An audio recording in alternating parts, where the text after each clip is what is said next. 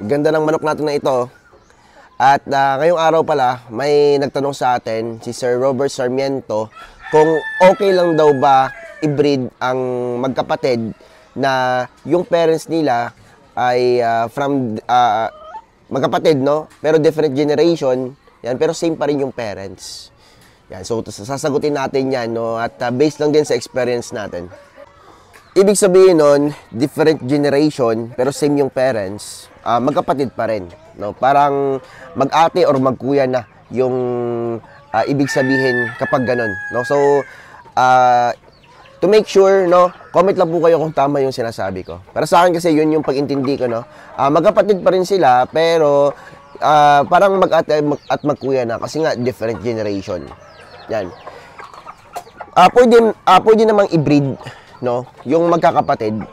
Yan. Pero may ang tawag kasi doon inbreeding, no? Yung inbreeding hindi siya advisable sa lahat ng hayop. Yan. Kasi nga yung inbreeding may advantages at saka disadvantages. Kung for meat production, hindi ko masasabi na advisable siya, no?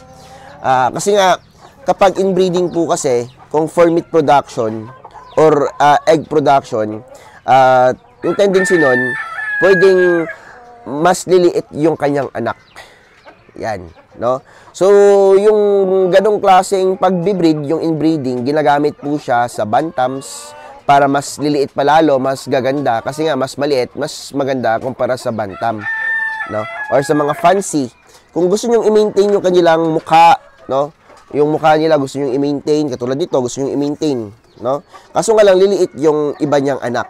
No, hindi naman lahat liliit. Meron din pong mga abnormalities sa pag-i-inbreed.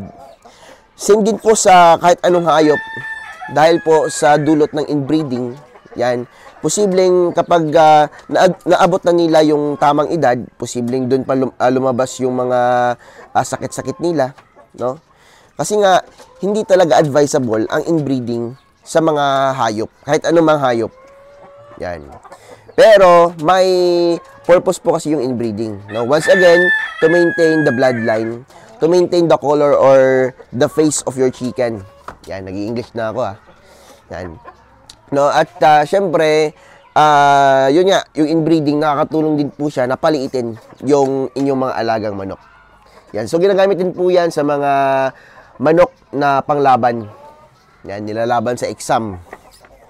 So, pero ako dito, hindi ako gumagamit ng inbreeding. So, para maiwasan yung inbreeding at para hindi ka na rin gumastos, ito, naglimlim to. Maiwasan siya kapag yung iba mong tandang o iba mong inahin, pinaswap mo sa ibang breeders or sa ibang manukan. Yan. Kasi nga, nakakatulong din po yun para sa kanila, para maiwasan ang inbreeding at meron silang ma-infuse na bagong bloodlines. No? So, tayo mga breeders, magtulungan po tayo.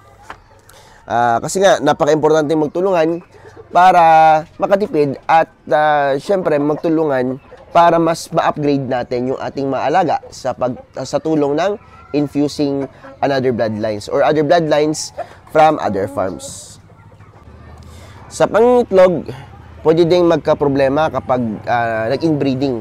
No? Kasi nga, kung for meat or meat at saka egg production tayo, yun nga, liliit yung ating mga manok. Yeah.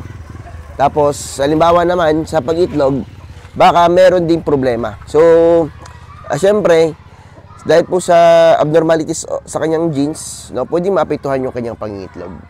No, posible po yun. Kaya nga napakalaking tulong, no, na mag-infuse or mag-upgrade palagi ng bloodline. Kung gusto nyo pagandahin nyo lalo yung bloodline nyo, no, kumuha lang kayo ng mga bagong bloodline. May darag na nakapasok dito sa ating breeding pen number 1. Yan. Yung darag naman, no, itong darag, kapag in-infuse natin to for meat in-inbreed natin to for meat production, posibleng lumiit, no? Yan. Pero nami-maintain yung kanyang color. Yan. So, kaya nga advisable lang yung inbreeding talaga sa mga bantams at saka sa manok panglaban.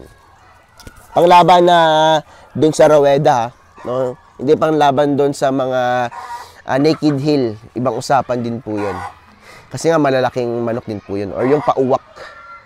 Yan. So, itong mga Rhode Island Red natin, no, nabanggit na natin, Rhode Island, tsaka yung Black Australorp, may mga in-infuse tayong mga ibang bloodlines kasi nga galing din po sila sa iba't ibang breeders, no?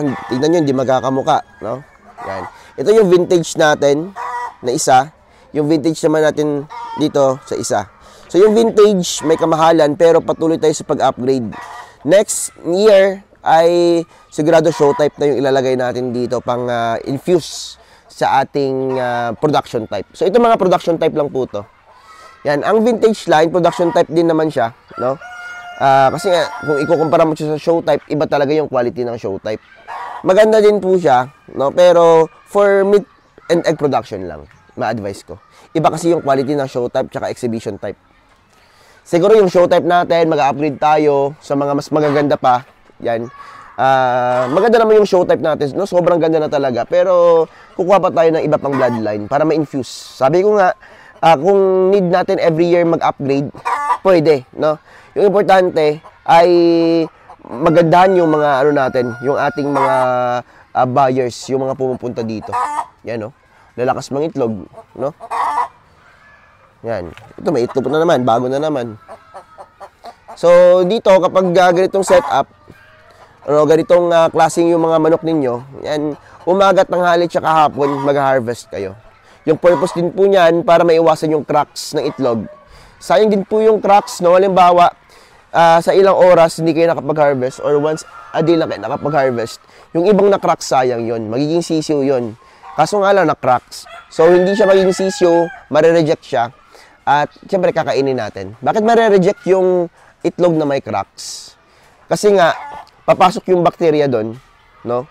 Or kahit anumang mga bakterya, no, papasok doon sa loob ng itlog. Yan, atakihin yung similya at mamamatay yung similya, no? Kapag in-incubate natin yon, pwedeng pumutok yon. Kapag pumutok, babaho. Yan, damay-damay na yon, no? Hindi naman lahat madadamay, pero yung mga malakas yung sinabugan ng mabahong itlog, yon, posibleng ano talaga, posibleng babaho. Yan, ito may itlog din dito. Yan, hindi din madami yung pugad natin dito, napapansin nyo. Kasi kung saan ang itlog yung isa, doon din po halos lahat sila. Nag-aagawan sila ng pugad. Yan, may dalawang bakante dyan, pero hindi sila nangitlog. Dito talaga napipila sila. Yan o, yung dalawa na yan napipila. After mangitlog yan, pila-pila na. Sila naman yung susunod. Yan, dapat talaga malinis palagi yung tubig. May access palagi sa pagkain din, no? Kasi nga ito yung ating meat and egg production. Yan. Yung problema ng manok dito, mating lang. Magpa-condition sa katawan nila, tapos mating. Yan. Yun yung tulong ng ating kinagandahan dito na sistema din. Itong mga darag natin, may darag din dun sa labas, oh. Yan. Itong darag natin, gagawa tayo ng kulungan na talagang medyo di sila makakalabas, no? Kasi nga, sobrang hirap nitong darag. Wild talaga yung ugali niya. Gusto niya nasa labas palagi. Yan. Pero hindi basta-basta nahuhuli yan ng mga kawatan, no? Sobrang hirap huliin itong darag. Kahit ako, nahihirapan akong maghuli nito, no? Medyo sobrang ilap nila at malalakas lumipad. Tignan natin din. Oh. Yan. Maliliksi ang darag na yan. Itong tandang, di ko mahuli-huli ito, no? Ito, nakalabas na ito dati. Kala ko mawawala na nung bata pa siya. Kaya medyo matanda na yan. Yan. Pero may anak siya dito na sobrang ganda din. Yun ang mating, oh. Daming mga hens dito. Itong mga cockolumbers, merong ano yung maintenance. Yan. Siguro every 3 months, yung iba narurupok. Which is okay lang, mura lang naman yung cockolumbers, nasa mga 40 pesos lang to 60 pesos. Depende sa lugar. So yun ang mga ka-native, no? Once again, pwede pa rin i-inbreed yung magkakapatid from different generation, same parents, pero hindi ko siya ma-advise for meat and egg production, no? Yan. Yun lang po yung masasagot ko sa katanungan ni Sir Robert Sarmiento. Maraming salamat po. Kung meron ka pong katanungan, please comment mo lang sa comment section at sasagutin natin yan through content.